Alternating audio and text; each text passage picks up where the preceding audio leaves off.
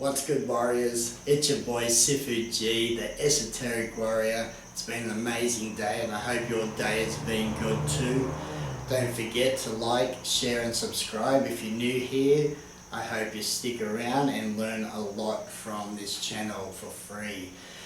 That being said, it's been an amazing day for Chris and I. Esoteric Warrior now is a business name, and now that means we give you 108% of everything we do in producing some of the best books and video material out there on this esoteric rare arts that I have learned along the way.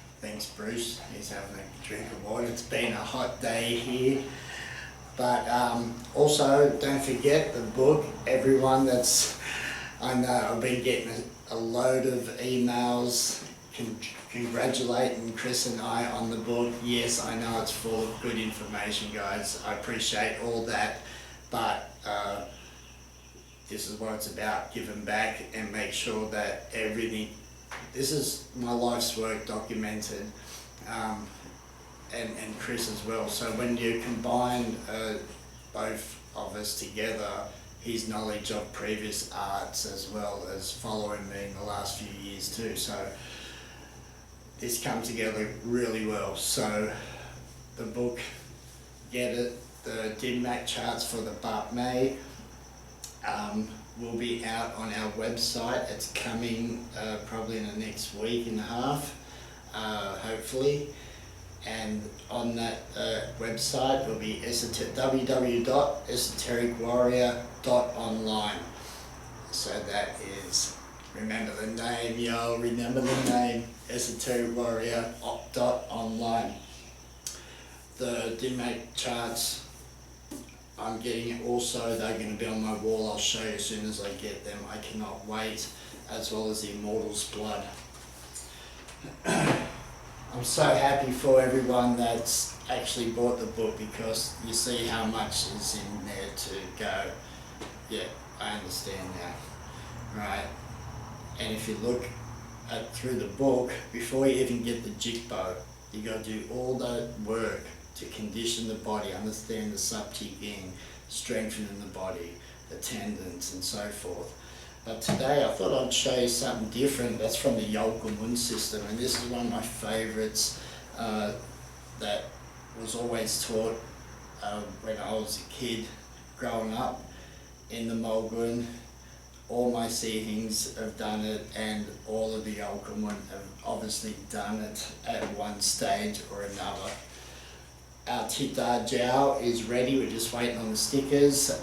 There's one for the iron vinegar and one for the iron, just the iron fist and palm. That is a stronger brew and more expensive compared to the iron vinegar. Both are really good. The iron vinegar also has camphor in it.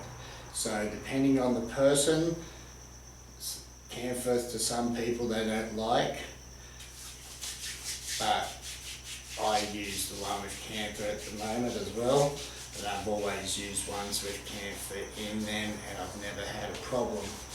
And you know, Sifu G's got the skill to break the coconuts and the iron bridge. Back in the day, I don't break anymore because I was promised not to after 50 years old, so I'm keeping that promise.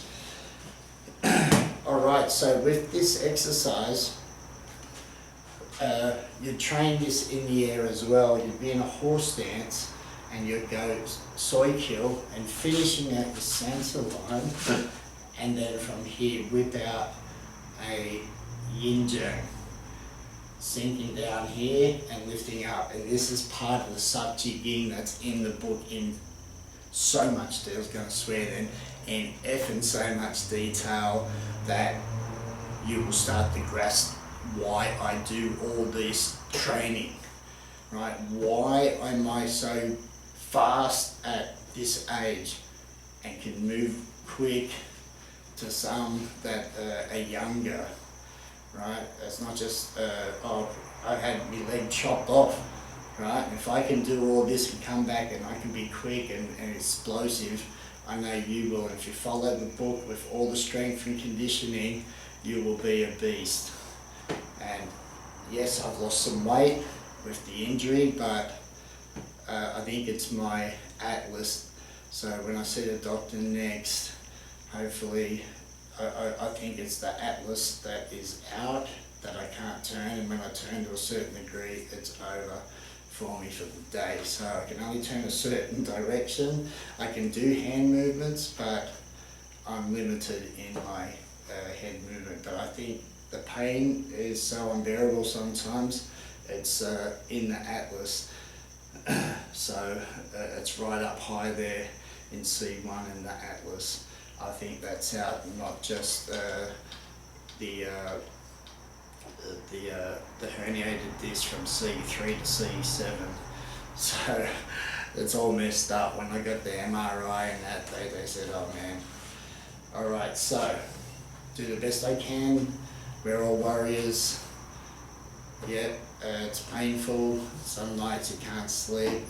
It's horrible, but what can I do? I'm not going to get an operation. I refuse to. I've heard bad stories, so I've got to put up with the pain and just keep just moving on and just try to live through it. So this first one, the soy kill, you're going to be using the hammer fist in the beginning if you want to, or you can get that whole bridge on that, and you want a heavy feeling into it. It's not like this. You want to drop your Cheung, right? Sink everything in, and a heavy bridge. And this is going to be relaxed, and it's going to fling out into the bag, into the yin yang, and you want a whipping effect, right? So you can use one hand on your hip if you wish, or if you want to have a hand up, and it's keeping that mindset of using your moves. Or if you're just trying to train one side of the body equally, then as long as you do it right. When you spar, it's a different story. So focusing on the heavy bridge and then the back of the palm, right? You breathe out and just let it just drop in, right? And then from here, you want to use your toes, of course, your core, and you're going to whip. Alright, so from here, and it's just relaxed, but I'm using a whipping action to like that. So 1, 2, 3. So a dead hand. So it makes a dent. When it's heavy and dead, it just goes in. So if you hold any tension, too much tension, you're going to get feedback. You want all the power to dissipate through and into and through the bags, right? That's the whole purpose of iron palm, not to bring it back up. I've seen something, this type of thing with iron palm, it's really weird, but the whole idea is to let everything and breath through. Right, so when you soy kill, and I use this hand as if I'm scissoring and got my guard and my jong, right? And I use my body just to drop in, right?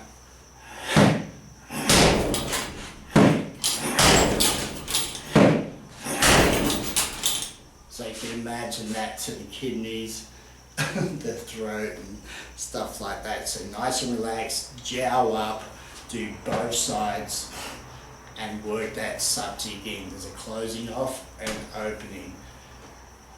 Tung hung is the contracting and swallowing, rounding, the monkey chest, right?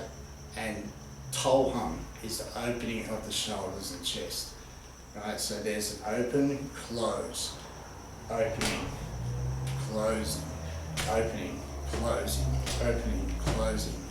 And we're trying to get that from the ground with the breath and focusing to relax that and sink it through. I've seen my Sifu Cheung bend a bag like this, in half with this. Unbelievable, and he was this big, right? I saw it, couldn't believe it. It's like his arm just had bent over a heavy bag. So he had sort of it was the best relaxed force I've seen when he's doing his stuff. Right, so down. And you're compressing like this, you're not hum but boy like this, right?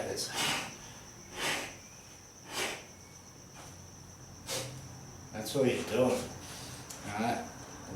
Short power, short, out it goes, right? But we're using this as a skill development of relaxation and